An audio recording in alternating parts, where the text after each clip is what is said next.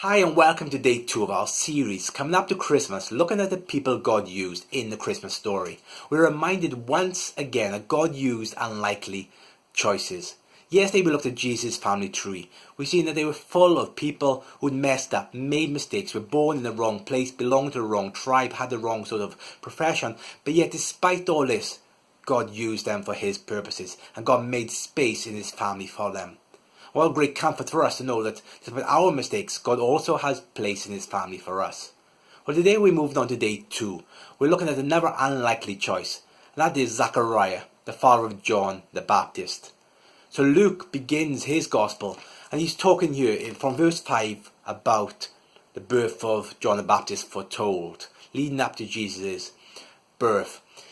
And in verse 6 we are introduced to this couple, Zechariah and Elizabeth. And God says in verse 6, if you have your Bible, I encourage you to look at it and to read along with me. In verse 6 he says that Zechariah and Elizabeth were righteous in God's eyes, that they obeyed all of His commandments. Now what an amazing statement to make. They were righteous in God's eyes. They obeyed all of His commandments. Now there's no way that could be said of you or me. You know, we make mistakes every single day. Even today we are reminded of the mistakes that we've made, of the sins that we've committed. But Zechariah and Elizabeth, they obeyed all the Lord's commands. And in that sense, maybe they were the people you would expect God to use, rightly so. But the very next verse says that they were without child, because Elizabeth was unable to conceive, and they were both very old. You see here they had a problem, because they longed for a child, they wanted a child. In the culture of the time, it was expected of them to have a child. But they didn't have one, and they were very old. Their time had passed. But as the verses continue on, we see that Zechariah's day was to go into the temple. And then as he went to the temple that day, they picked lots to see who would offer incense to God, who would burn the candles, who would make the sacrifices in the temple. And today was Zechariah's day. It was his big day. So he goes into the temple, and there as he's about to give something to God, God gives him something even better. God turns up to him, and God, the angel, appears to him and says, your wife, Elizabeth, she's going to have a child. Can you imagine receiving the greatest news of your life? There's two things that he's been praying for his whole life. One, that the Messiah of Israel would come. And in this encounter with God, that's what he's told, that your son is going to prepare the way for the Messiah.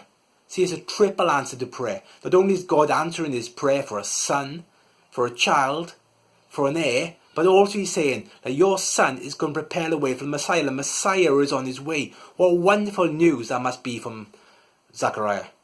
What wonderful news it would be for us if God says, that thing you've been longing for years after year after year, I'm going to grant it to you. But we see that he doesn't respond with joy, with thanksgiving, with praise, but he responds with doubt. He says, how can this be? For my wife and I are both very old. And you see, we can often be like that also. We doubt God's promises to us. See, for Zechariah, it probably also affected his ministry. Can you imagine that he'd been praying and praying and praying for this, but God never granted that request to him. And for sure, he put some doubt in his mind when people asked him to pray for them. Maybe there was suspicion there. Well, why would God answer my prayer for them when he doesn't answer his prayer for me? I remember listening to a pastor in an interview sharing how he encountered this problem as he had sickness in his own body, how he felt unable often to pray for others who were sick. Maybe you've had a similar struggle yourself. A difficulty in your life has affected the way which you can minister to others. Well, this was Zechariah, and these years of praying had taken its toll on him. So when the angel said, you're going to have a son and he's going to prepare the way for the Messiah, he responded with doubt. He responded with the barriers which were in the way.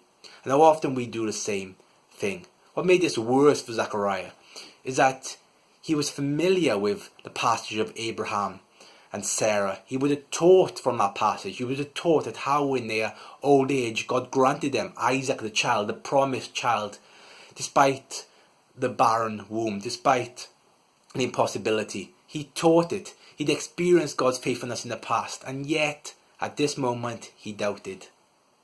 Again, maybe we are familiar with this. Now we read in the Bible of God's faithfulness to others. We read and hear about maybe in our church or with our friends, God's faithfulness to others. We've experienced His faithfulness in our own life. But in our present situation, we doubt that He can really make the impossible a reality. And what we're reminded amazingly again as we read the story of Zechariah and Elizabeth is that God uses unlikely choices. Even though he was full of doubt, even though he responded with doubt, God still used him to be the father of John the Baptist, who would prepare the way for Jesus. His name is written here in history in the introduction to Luke for us to remember. So maybe you're facing doubt over God's promises today. Maybe it's affecting your ministry. Maybe it's affecting the way which you talk to others. Well, take encouragement. God still has a plan for you. Have you waited a long time for Him to fulfill His promise to you? Be sure of this one thing. God always keeps His promises to us. Well, I really hope that today's devotion blessed you and that you will join me again tomorrow as we look at some more unlikely choices that God used in the Christmas story. If you want to read about some more unlikely choices, then there's a link to my 30-day devotional down below. And also you can read with me each day a new devotion on my website at jtdyer.com. And may God bless you again today. I'll see you again tomorrow.